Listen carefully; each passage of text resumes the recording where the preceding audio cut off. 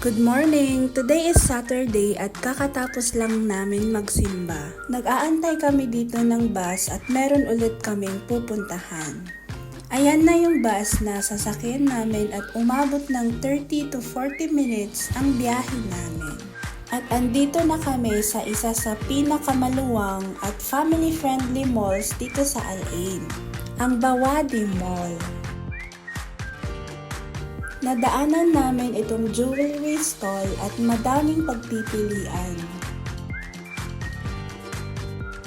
From simple pieces to elegant design.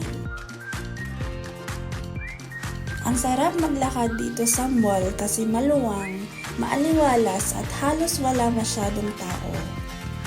Napaka-perfect for calm and relaxed stroll.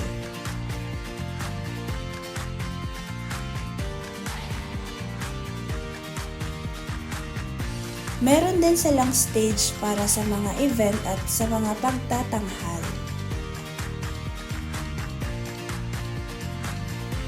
Nagpa-picture na rin kami dito for memories. Eto nga pala yung food court dito sa Bawadi Mall.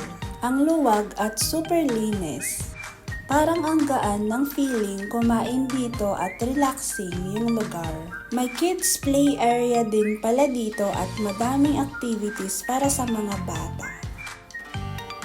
Naghahanap na nga pala kami dito ng pwede naming pag-orderan ng pagkain.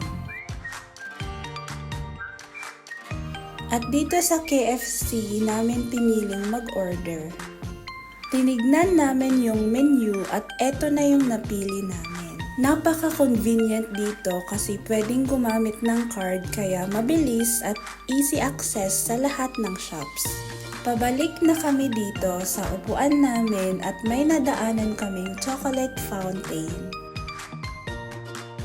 Binuksan na ni Kuya yung pagkain namin at dahil gutom na kami, nagsimula na kaming kumain. Masarap talagang kumain lalo at may kasamang kwentuhan. Pagkatapos namin kumain, naghanap kami ng karak tea. Hindi talaga mawawala ang karak tea pagkatapos kumain.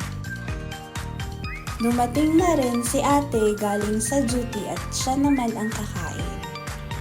Pagkatapos niyang kumain, nagkayayaan kaming magkape kaya lumipat ulit kami. Andito kami ngayon sa Dunkin at eto yung combo nila.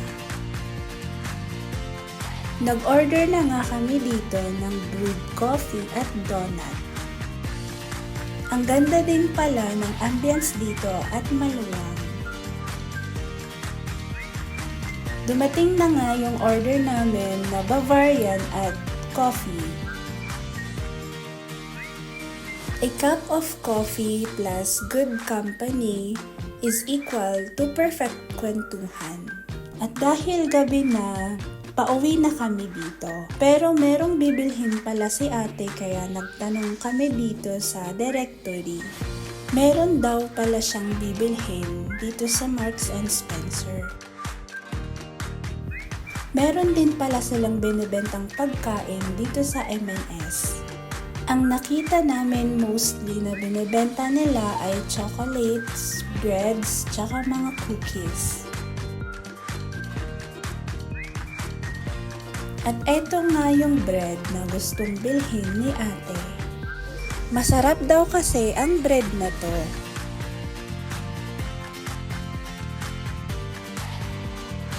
At dahil nakabili na si ate, uuwi na kami dito. Lahat pala ng malls dito merong Carrefour na pwedeng pagbilhan ng groceries. Meron kaming nadaanan na cute na fountain kaya nagpa-picture na rin kami.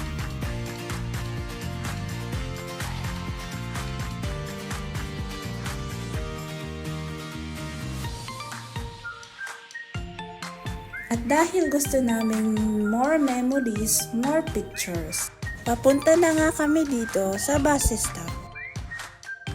Buti na lang talaga na abutan namin yung last trip na bus. Hanggang dito na lang. Bye!